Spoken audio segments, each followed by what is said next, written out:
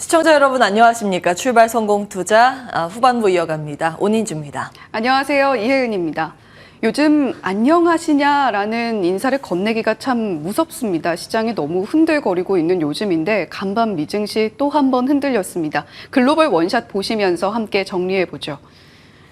간밤 3대 지수가 또 한 번 흔들리면서 마무리를 했습니다. 3대 지수 모두 낙폭을 점차적으로 키워나가면서 마무리를 했는데 특히 후반부 들면서 낙폭이 더욱더 커졌습니다.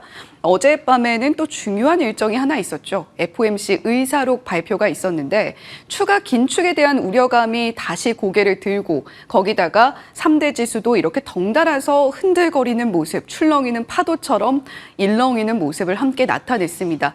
며칠째 계속해서 이렇게 하락이 이어지다 보니까 걱정되시는 분들 그리고 잠 못 이루는 분들도 상당히 많이 계실 것 같은데 10년물 국채금리 수익률을 보면 4.26%, 장중 한때 4.27%까지 뛰어오르는 모습을 보이면서 국채금리 또한 한 번 더 일렁이는 모습도 보여줬습니다.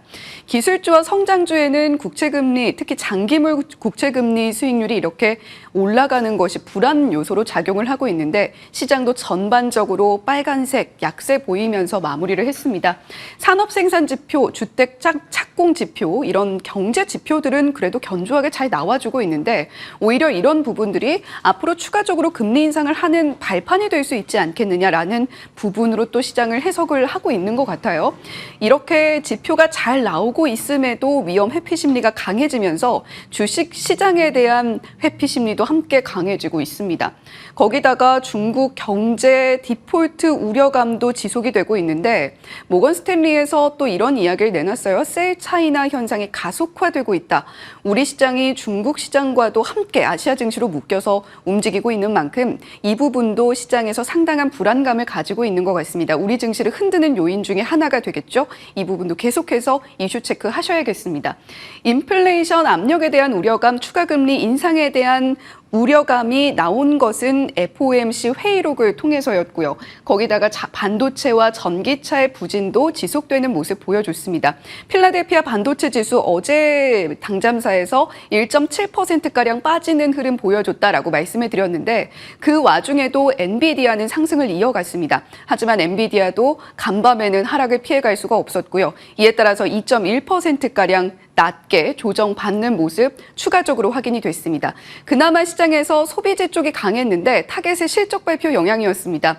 장중 한때 7%까지 상승이 나왔던 이유는 예상 외의 이익치가 나와줬기 때문인데요. 하지만 앞으로의 이익 전망치를 좀 조정을 하면서 장중에 7%까지 상승했던 그 상승폭은 좀 반납하고 3%가량 상승세 보이면서 마무리를 했습니다. 테슬라는 잠시 후에 전기차 짚어보면서 자세하게 말씀드리도록 하겠고요. 그림자 드리운 FOMC 의사록이라고 제목을 붙여봤습니다. 7월 FOMC 내용도 정리를 다시 한번 해봤는데요. 기준금리 25bp 인상 결정을 했습니다. 다시 한동안 동결을 하다가 인상 결정을 했던 거죠. 금리 상담은 최대 5.5%로 결정을 또 했던 바가 있습니다. 투표권을 갖고 있는 11인 중에서 만장일치로 인상 결정을 내놨고 투표권을 갖고 있지 않은 2인만이 동결을 지지를 했는데 이 동결을 지지한 근거도 있습니다. 경제활동 하방 리스크, 실업률 상방 리스크 지속되고 있고 일부 의원들 같은 경우에는 과도한 긴축 리스크와 불충분한 긴축 비용 간의 균형 이 부분을 우리가 생각을 해야 되지 않겠느냐. 긴축이 과도하게 작용이 됐을 때 시장엔 또 어떤 충격이 미칠 것이냐. 이 부분을 우리가 반드시 고려를 해야 된다라는 이야기도 함께 이번 의사록에서 살펴볼 수가 있었습니다. 금리 인하가 시작될 때 QT 종료는 필요 없을 것 같다라는 의견이 나온 부분이 그나마 이번 의사록에서 추가 인상 가능성을 낮출 수 있는 하나의 요인이 되었다라고 해석을 해볼 수가 있겠고요. 다만 이 체크포인트에서 보시면 대부분 의원들이 인플레이션이 상당한 상방 위험에 다시금 노출되어 있다라는 이야기를 하고 있고 추가 긴축이 필요할 수 있다는 진단에는 대다수 의원들이 동의를 했기 때문에 이 부분은 불안 요소로 시장이 받아들이고 흔들리는 모습 보여줬습니다. 뱅크 오브 아메리카에서는 9월에는 동결, 11월에는 추가 인상으로 전망을 하고 있고요. 골드만삭스에서는 9월에 동결, 11월에는 인상 종료 수순 밟지 않겠느냐라는 그 전망치에 변함이 없었습니다. 패드워치에서는 9월 동결에 대해서 88.5%로 베팅을 했는데 어제와는 좀 또 사뭇 다른 분위기네요. 어제는 90% 동결에 더욱더 높게 베팅을 했던 모습도 패드워치에서 찾아볼 수가 있었습니다. 국채는 흔들리고 있습니다. 서학 투자자들은 어쩌나라는 제목을 붙여봤는데 앞으로 금리 인상이 서서히 종결 수순을 밟을 것이다라는 전망 하에 8월 1일부터 14일 이번 달 절반 정도가량을 계속해서 국채 ETF 순매수세를 보여줬던 서학 투자자분들이었습니다. 순매수 금액만 살펴보면 1억 8천만 달러 이렇게 저희가 살펴볼 수가 있는데 이 거의 보름의 시기 동안 2,400억 원 가량을 순매수세를 보여줬다는 거죠. 올 한 해 동안 살펴보게 되면 1조 원 넘게 순매수를 하고 있는 건데 국채 금리가 또다시 요동치면서 계속해서 곡소리가 나오고 있습니다. 10년물 간밤에 4.27까지 장중 한때 치솟았고요. 30년물도 4.37까지 치솟는 모습 보여줬습니다. 레리 서머스, 하버드의 유명한 경제 석학이죠. 장기물 지금 상황에서도 정점이라고 볼 수 없다. 추가적으로 인상 더 나올 수 있는데 4.75% 이상까지도 가능하다. 거기다가 빌 에크먼은 이미 5.5%까지도 장기물 바라볼 수 있다라는 의견을 내놨었죠. 이 부분이 상당한 또 불안감을 갖고 있는데 서학 투자자분들 성공적으로 그래도 마무리하실 수 있기를 바라는 마음도 함께 전해봅니다. 자, 그렇다면 빅테크 반도체 종목들은 어땠을까요? 매그니피센트 7 종목들 일제히 하락 나왔습니다. 애플은 장 초반에는 분위기가 나쁘지 않았습니다. 인도에서 아이폰 15 시리즈의 생산을 하겠다라는 보도가 나오면서 상승이 나왔는데 이제 애플도 중국에서 서서히 좀 멀어지고 있는 그런 거리를 두고 있는 모습을 살펴볼 수가 있는 거죠. 하지만 장중에 FOMC 의사록 발표와 함께 여러 가지 불안감들이 작용이 되면서 결국 0.5% 하락으로 마무리를 했습니다. 반도체 종목들 일제히 낙폭 보여줬는데 AMD가 어제에 이어서 오늘도 3% 넘게 4%에 육박하는 낙폭 보여줬고요. 엔비디아도 하락 피해갈 수 없었다는 말씀을 앞에서도 드렸습니다. 반도체와 빅테크 종목들이 계속해서 부진하기 때문에 우리 시장에는 어떤 영향 미치게 될지 체크해 보시면 좋겠고요. 전기차 종목들은 혼조세 보여줬습니다. 어제 당잠사에서 빈페스트 새롭게 신성처럼 등장했다라는 이야기 전해드렸는데 어제의 상승률 68%가량이었습니다. 하지만 정규장에서 18%가량 낙폭을 보여주면서 빈페스트 상승폭을 상당 부분 반납을 했는데 여전히 시총은 GM이나 포드를 앞서고 있습니다. 어떻게 흘러가게 될지 아직은 분석이 나오고 있지 않기 때문에 계속해서 빈페스트의 활약도 한번 지켜보시는 것도 좋겠고요. 리비안과 니콜라만 소폭 상승을 해줬고 테슬라는 계속해서 가격 인하 여파를 주가로 맞고 있습니다. 가격 인하를 연이어서 중국에서 그리고 미국에서 진행을 하면서 점유율에 대한 기대감은 있지만 과연 이익 마진을 어떻게 가져갈 것인가 이 부분에 대한 우려가 상존하고 있으니까요. 체크해 보시면 좋겠습니다. 이렇게 미국 시장 저희가 살펴봤는데 오냉코님 제가 어제 저녁에 명동거리를 돌아다니다가 네. 쫄딱 젖을 뻔했거든요. 왜요?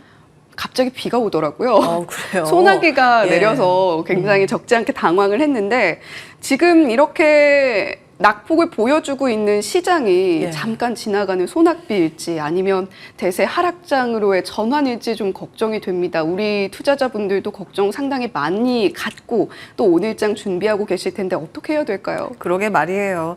지나가는 소나기가 될 거라는 이야기가 우리나라 증권사에선 좀 많은 편입니다. 함께 보시죠. 통계 자료부터 먼저 보겠습니다. 최근 들어서 당잠사에서 매크로 이슈에 조금 더 집중을 해드리고 있다는 느낌 받으실 텐데요. 그 이유가 있습니다. 통계적으로 8월, 9월 정도가 되면 시장은 또 매크로에 주목하면서 변동성을 보이기 마련이었기 때문입니다. 자, 요거는 작년에 보여드렸던 통계 자료인데요. 블룸버그 통신에서 보도했던 자료입니다. S&P 500 지수 기준으로 월별 데이터고 1928년부터 2022년까지의 통계치입니다. 보면 가장 약한 흐름을 보였던 게 역사적으로 9월이었습니다. 그리고 8월부터 눈치를 보기 시작했고 가장 좋은 게 7월 데이터인데요. 보통은 휴가 가기 전에 트레이더들이 매수를 다 해놓고 떠납니다. 그래서 그 동안에는 흐름이 좋았다가 돌아와서 이제 시장을 보게 되는데 요 근처가 되면 여러 가지 매크로 이슈가 좀 있습니다. 보시면 7월 FOMC를 지나서 8월에는 FOMC가 없기 때문에 잭슨홀 미팅이 그 성격을 대체합니다. 연준의 공식 행사라기보다 경제 유명 인사들이 모여서 이제 이야기를 하는 그런 자리인데 파월 의장이 여기에서 어떤 이야기를 하게 될까 시장은 주목합니다. 왜냐하면 9월 FOMC까지 공백기가 있거든요. 근데 8월 말에 보통 잭슨홀 미팅이 있다 보니 여기까지 일단 확인을 하고 여기서 안 좋은 이야기가 나오면 그때부터 흔들리기 시작해서 9월 말까지 물증보다는 심증에 더 주목하면서 이런 흐름들이 반복되고 있습니다. 지금 아주 공교롭게도 뭐 중국이라던가 여러 가지 이슈가 맞물려 있긴 하지만 기본적으로 시장의 약세 요인 가운데 하나가 미국의 금리라는 거 알고 계실 겁니다. 거의 이제 이런 패턴과 맞닿아 있는데요. 보겠습니다. 모든 에너지가 환율 부담으로 이어지고 있습니다. 어제도 환율에 대해서 집중적으로 다뤄드렸죠. 골드만삭스에서는 미중 간의 경제 상황이 달러 강세를 이끈다고 보고 있습니다. 미국이 경제가 좋은 거, 중국 경제가 안 좋은 거, 이 두 가지 모두 달러 강세를 의미한다고 봤는데요. 그도 그럴 게 보시면 GDP Now에서 미국의 3분기 GDP 추정치를 계속 높여잡고 있습니다. 애틀란타 연은에서 자체 모델로 고시하는 추정치인데요. 최초에 고시했을 땐 4% 미만이었는데 그 다음에 4%로 그 다음에 5%, 이번에 고시한 게 5.8%. 경제 미국 여전히 탄탄하다. 자신감을 엿볼 수 있습니다. 여러 가지 뭐 투자 설비 이야기나 고용 데이터들 지금 나오는 것만 보셔도 경제 상황이 미국은 괜찮다라는 걸 아실 수 있습니다. 그리고 연착륙과 금리 인하는 양립할 수 없는 구도라는 것도 알고 계실 텐데요. 왜냐하면 이렇게 경제가 좋은데 굳이 금리 인하를 할 필요가 있을까요? 보통 이제 경기가 좋기 때문에 소비자들은 더 지갑을 열 거고 그렇게 되면 물가가 더 올라가게 될 가능성이 있습니다. 그럼 금리 인하보다 오히려 긴축에 방향을 더 돌릴 가능성이 높게 되겠죠. 오히려 시장이 망가지게 되면 그걸 살리고자 금리 인하 카드를 쓰게 되는데 보통 주식시장 유동성 확대 측면에서 금리 인하를 더 선호하고 긴축을 회피하는 그런 심리가 많습니다. 환율의 이야기를 해보겠습니다. 금리가 상승하면 그 나라의 통화 가치가 올라가고 금리 인하를 하게 되면 그 나라의 통화 가치가 떨어집니다. 지금 미국 경제가 좋기 때문에 달러의 강세가 좀 이어지고 있는 상황인데 중국은 경제가 안 좋죠. 그래서 이 중국의 위엔화 가치는 떨어지고 있는 상태에서 경기가 안 좋다 보니 더 금리 인하 등의 부양카드를 꺼내 들 수밖에 없는 그런 구조다. 그러면 인하가 정말 나오게 된다면 위엔화 가치는 더 떨어지게 되겠죠.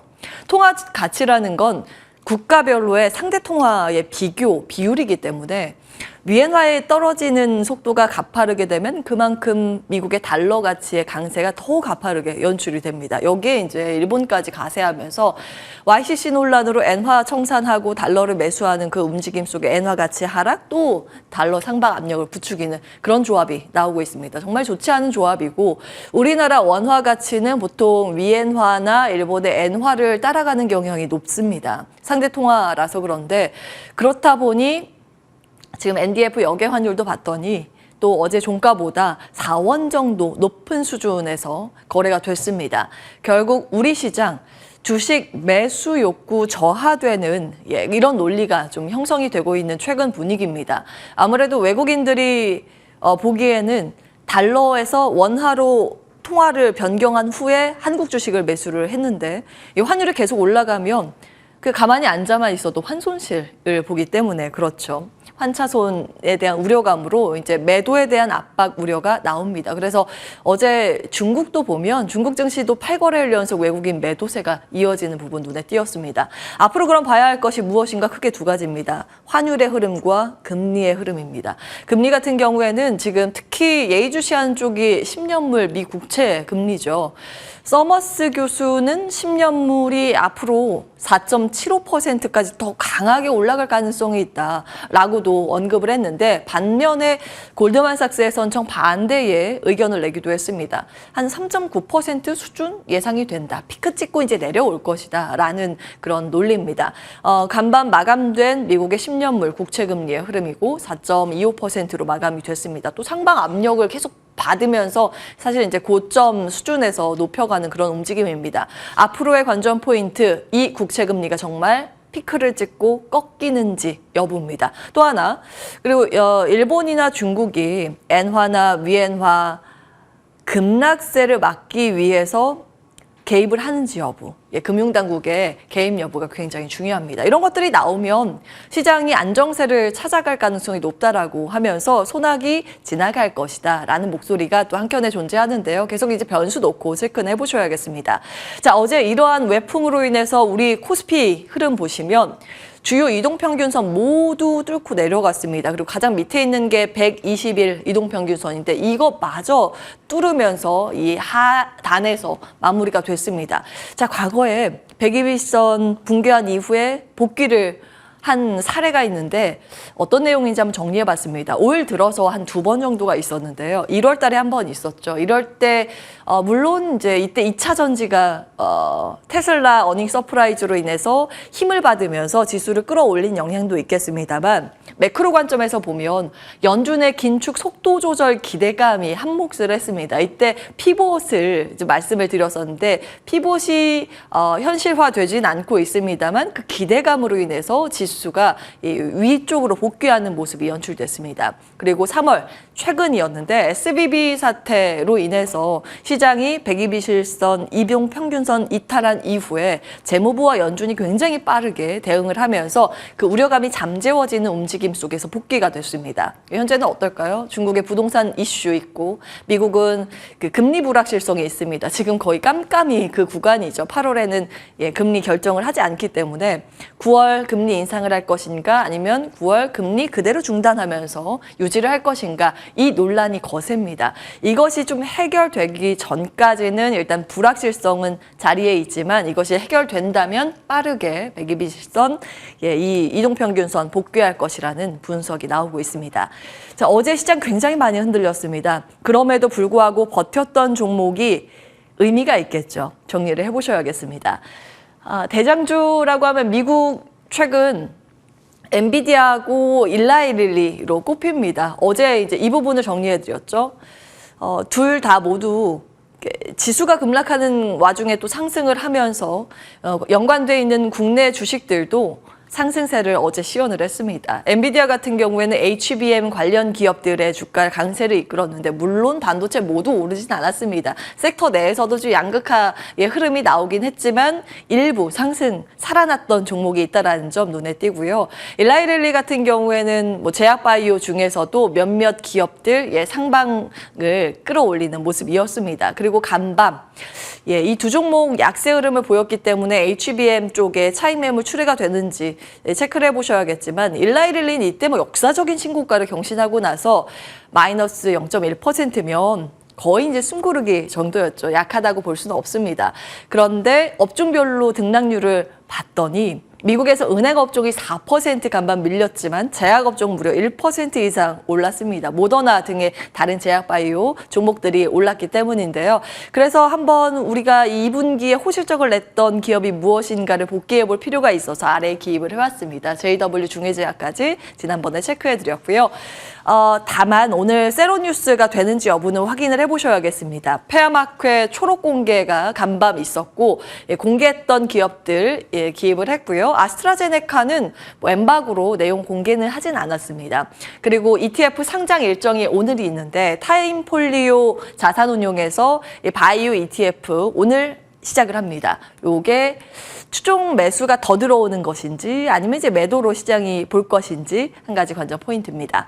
어제 그 밖에도 이제 중국 관련해서 인바운드 수혜주가 여전히 강한 흐름을 보였습니다. 시트립에 있는 화면을 들어오기 전에 캡처해서 가지고 왔는데요. 중국의 여행사, 이제 유명한 온라인 여행사인데 지금 보시면 한국, 서울, 제주도 이 관광 상품들 계속 늘어나고 있는 추세입니다. 계속 이제 주목받고 있는 종목들이 무엇인가 보셔야겠는데 시간 외거래에서는 화장품을 중심으로 해서 떨어졌습니다. 참고해 보셔야겠고요. 52주 신고가 종목을 보셔도 미용, 의료기기 이쪽이 이 이름을 올리고 있다는 점 눈에 띕니다. JW 중해제약도 신고가고요. 농심도, LS도 같이 체크를 해보시면 되겠습니다.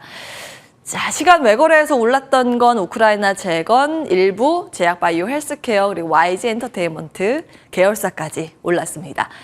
자, 오늘은 여기까지 하겠습니다. 당잠사였습니다.